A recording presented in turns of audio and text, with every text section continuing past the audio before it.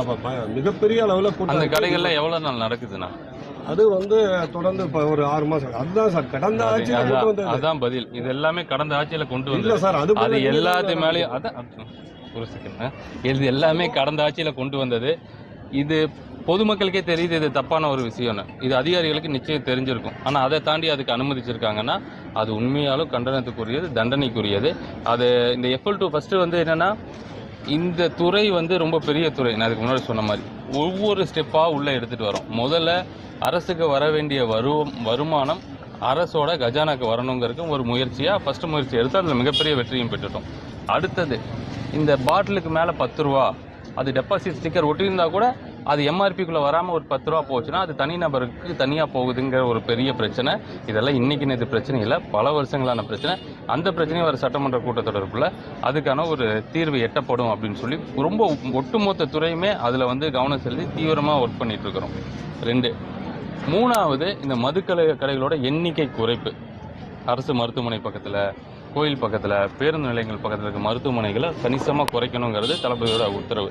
அது குறைக்கும் போது அரசு கவனிச்சிட்ருக்கு எங்கெங்கே என்னென்ன பிரச்சனை வருதுன்னு. ஸோ எந்த பிரச்சனையும் இல்லையுமா, ரொம்ப சந்தோஷம். திருப்பி கடைகளை குறைக்கிறதுக்கான வேலைகளை ஸ்டார்ட் பண்ணலாம்.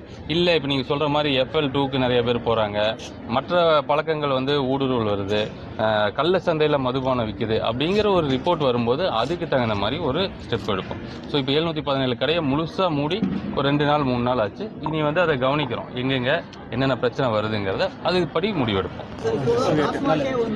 ஒரு சில பகுதிகளில் மருத்துவமனை பக்கத்துல எல்லாம் இருக்கு. அந்த கடைக்கெல்லாம் என்ன மாதிரி நடவடிக்கை எடுக்கணும்? அதான் சொல்றேன் பாருங்க. 717 கடை நான் முன்னாடியே சொல்லிட்டேன், ரிப்பீட் ஆகிற மாதிரி தான் இருக்கும். 717 கடை க்ளோஸ் பண்ணியிருக்கோம். இந்த 717 கடைகளும் எங்கேயோ ஊருக்கு வெளியே இருக்கிறது, வியாபாரம் ஆகாமல் இருக்கிறது, பார் செட்டப் இல்லாமல் இருக்கிறது, கணக்குக்கு க்ளோஸ் பண்ணுறோம் அப்படிங்கிறது இல்லை. நான் சொன்ன மாதிரி ஒரு கடை 25 லட்ச ரூபாய்க்கு ஒரு நாளைக்கு வியாபாரம் ஆகக்கூடிய கடைகள்லேருந்து குறைஞ்சபட்சம் 5 லட்ச ரூபா வியாபாரம் ஆகக்கூடிய கடை வரைக்கும் எந்த ஒரு பாரபட்சமும் இல்லாமல் மக்களுக்கு இடையூறாக இருக்குது, அதை எடுக்கணுங்கிறதுக்காக எடுத்துட்டோம். ஸோ இது ஏன் இதை சொல்ல வரேன்னா, இப்போ இது இவ்வளோ கடையை எடுத்தோடனே உடனடியாக அரசுக்கு ஒரு வருடத்துக்கு குறைஞ்சபட்சம் 8,000 11,000 ரூபா வரைக்கும் அந்த ரெவன்யூ லாஸ் ஒன்று இருக்கும். ஸோ இதை சரி பண்ணுறதுக்கு அடுத்தடுத்த துறைகளில் ரொம்ப வேகமாக பார்த்துருக்கோம். அந்த துறைகள் மூலமாக அந்த வருமானத்தை பெருக்கின உடனே திருப்பியும் மீண்டும் இந்த பழைய இடங்களில் இருக்கிற கடைகள், இன்னும் மக்களுக்கு இடையூறாக இருக்கக்கூடிய கடைகள் எல்லாத்தையுமே இதே மாதிரி மூடப்படும். ரொம்ப இருக்கிறது எல்லாமே வாட்ச் பண்ணிட்டு தான் இருக்கும். மக்கள் சந்தோஷமா தனியார் டென்ட் கொடுக்குற மாதிரி கேள்வி இருக்கு. உண்மையா சார் ஒயின் ஷாப் தனியாருக்கு டென்ட்னா பார் சொல்றீங்களா, கடை சொல்றீங்களா? பழைய மாதிரி தனியாரே நடத்துற மாதிரி அனுமதி கொடுக்குற மாதிரி ஒரு பேச்சு இருக்கு. அது எந்த உண்மையாது? இது வரைக்கும் அப்படி எந்த ஒரு முடிவும் எடுக்க கிடையாது.